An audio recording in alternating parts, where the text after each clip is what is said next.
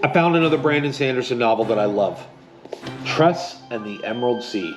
So, little secret, I bought this book to give it to my wife to trick her into falling in love with the Cosmere and reading more Brandon Sandersons. And after it sat there for about 3 months, I was in a little bit of a reading slump, and I decided, you know what? I asked her, I said, would you mind if I read this book? And she said, no, not at all, go ahead. And I'm so glad I did. This was so cool. It was such a fun adventure novel. It was had pirates and dragons and sorceresses and dukes and kidnapping, and it was awesome to see a book about a powerful young girl doing some pretty incredible things. And what was really, really great about this book is that I was not afraid to, as soon as I got done, pass it to my 12-year-old and say, hey, you should absolutely read this.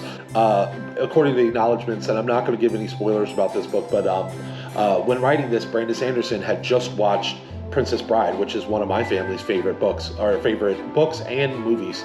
And I think, honestly, it's probably one of the most perfect movies ever made. But that was the vibe I got from this. It was very wholesome. It was fun. It was exciting. There was the swashbuckling adventures on the pirate ships. And you know what else I loved? I loved so much that this was written from Hoyd's perspective, which gave an entire new look to this book, an entire new look to Brandon Sanderson. And he's one of the few authors that I have ever seen that can actually write books in a completely different voice, right? So having read a good portion of the Stormlight Archives, having read all of Mistborn, having read Warbreaker, and then coming to this was almost a completely different book. If you did not have Brandon Sanderson written here, you would almost have no idea that he wrote it.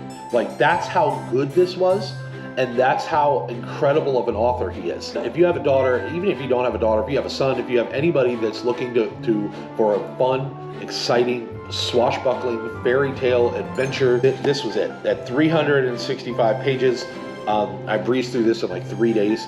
I really couldn't put it down. It was such an interesting concept, and honestly, the ending was so satisfying. And again, it's one of these books that it really does get you out of a slump, and it's just epic, and I highly recommend it.